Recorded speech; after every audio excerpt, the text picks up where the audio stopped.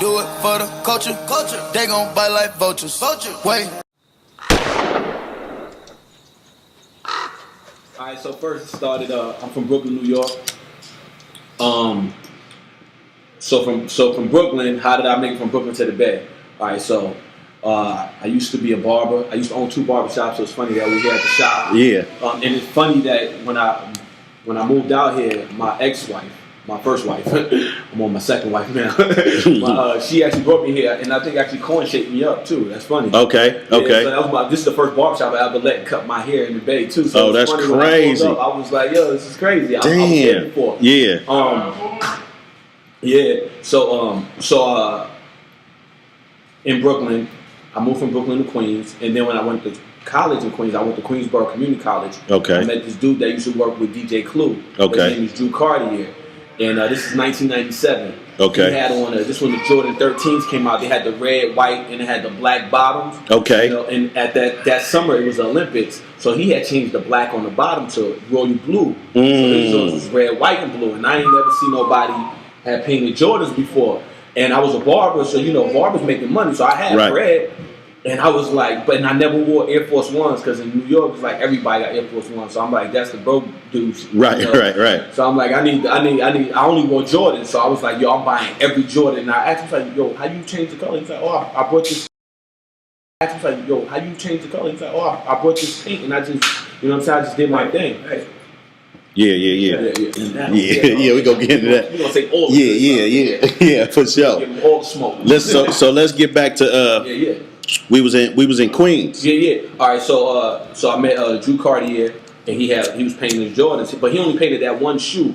Okay. But he told me what paint he used. I went and bought the paint. It was like something from like a shoe repair shop. It wasn't even like the Angelus. It wasn't stuff. Angelus. Like, nah. Everybody had the Angelus experience. Yeah, you ain't no sneakerhead if you ain't. Yeah, you don't know if you don't know Angelus, you ain't no sneakerhead. Yeah. But Angelus wasn't even popping like that, and this is still in New York. Like, so it was just like a paint that was at like it was like a leather paint. Okay. But it was at like a shoe repair shop, and they only had limited colors. But I bought yellow, right? So I bought the Jordan 14s, and I made them black and yellow. Ooh. So I'd be walking down Jamaica Avenue, and all the sneaker shop dudes knew me because I'd come every week buy whatever was new. And he was like, D, you gotta stop doing this. I was like, what happened? He was like, every time you come to the Ave, people come here and be like, yo, let me get the black and yellow 14s or whatever shoe I had on. I would never tell nobody that they was customized. Okay. I would be like, they was like, oh, because Jordans, now it's kind of different, but back then, they didn't come out with a lot of colors like that. It was basically the black and whites, the obsidians. Right. But, or the Chicago colors. They never really came out with the yellows, and they didn't come out with any yellow and black back then.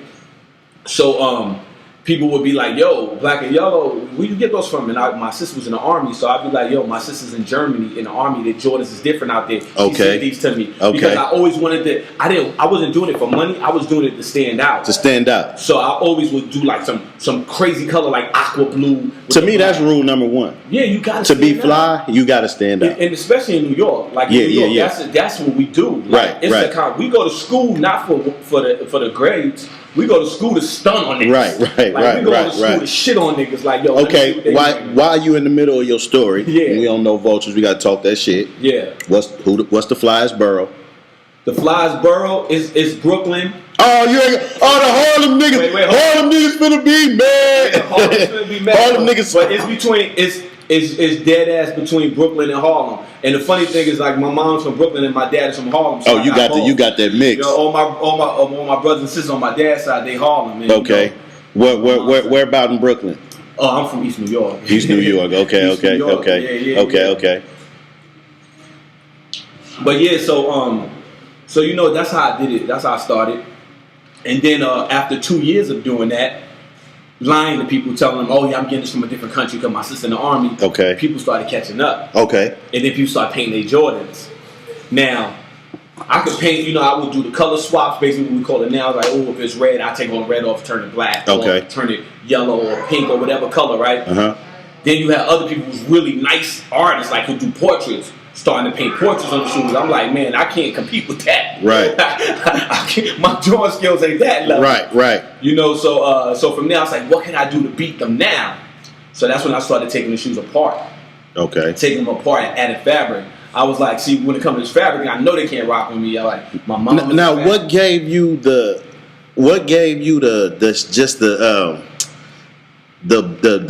heart to even attempt to put fabric on the shoe? That is a great question. I'm gonna tell you exactly why I had the heart to do that, because I don't give a fuck about shoes. Okay. That's one thing. Like, I like the shoes. They look good. So no formal classes at this point? No, nothing. Nobody taught a class on this. Okay. I mean, but like, let's just say if we had guys back then that we would take shit and say, sew this on the kicks. Yeah. Put this on. And that, I think. Cobbler, shoe repair. Yeah. Like, but it was tacky. They're not even in the sneakers. Right, exactly. Right. And that was the case too. So, okay.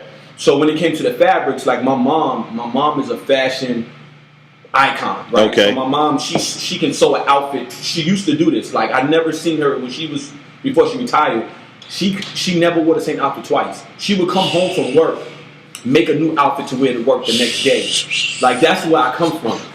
Now, mom's is hard. I have a brother that passed away before I got to meet him because he would have been the oldest. But I have 3 sisters and I have an older brother. I'm the baby out of 6. Okay. And I'm the only one out of all of us who has my mom's talent. Okay. So I'm the only one who had the eye for fashion.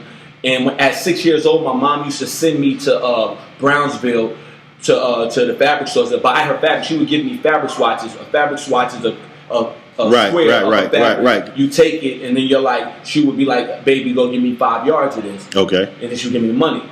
So I would go to the fabric store, and I'm like, my mom need 5 yards of this, and they would go get it and show me, and then they would be like, okay, that's $8 a yard. I was like, I need that for $6 a yard. I'm doing this at 6 years old. So you start negotiating. Oh yeah, because my mom taught me to negotiate, and it was funny because I'm 6. I'm thinking, and they would think it's cute. The 6-year-olds, right.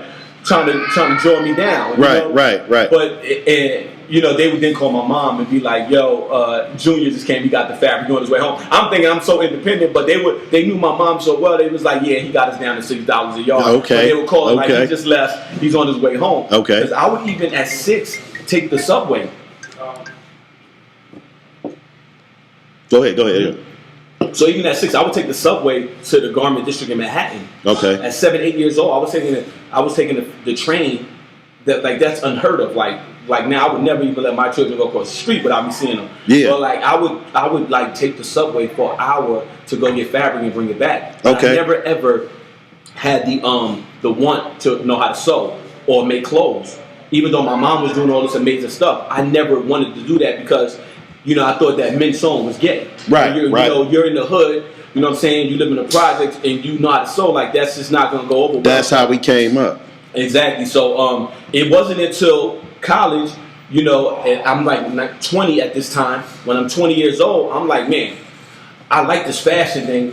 I still never wanted to make clothes. Even when I wanted to make clothes, I would design it and give it to my mom and have her make the clothes. I would do the shoes. Right. So we used to do Little Kim, Foxy Brown. Okay.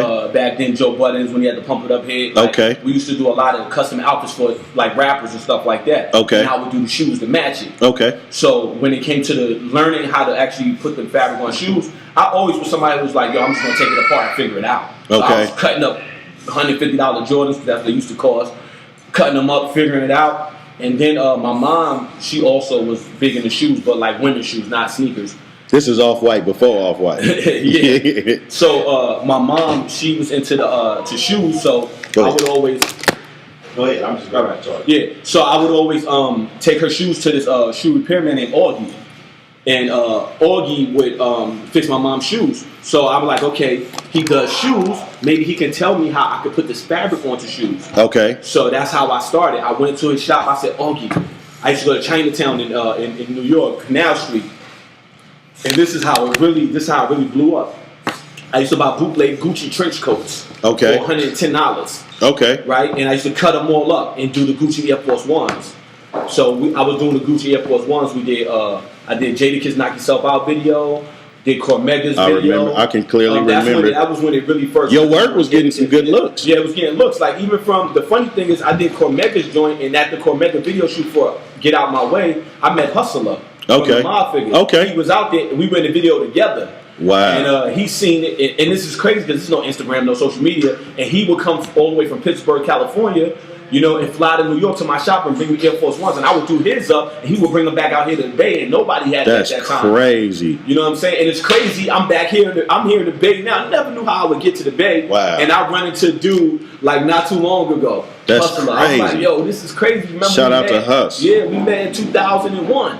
Damn. Get out my way video shoot. So now I done reconnected with him, reconnected with Cormega, but before I deter up the story, so that's when it really got popping, was doing the Gucci, you know, doing the Gucci Air Force Ones and doing a lot of, at that time, a lot of like street hustlers would come and get their stuff done by me. Because I would put my, I would take pictures, Polaroid pictures of the shoes I was doing. I would glue them onto a poster board. I would take them to this one popular sneaker store in Jamaica Avenue, Queens, and they would let me put it up there and put my business cards, and people would call me, come drop their shoes off, and I started making the money like that, made enough money to buy my own barbershop, because that was still my thing.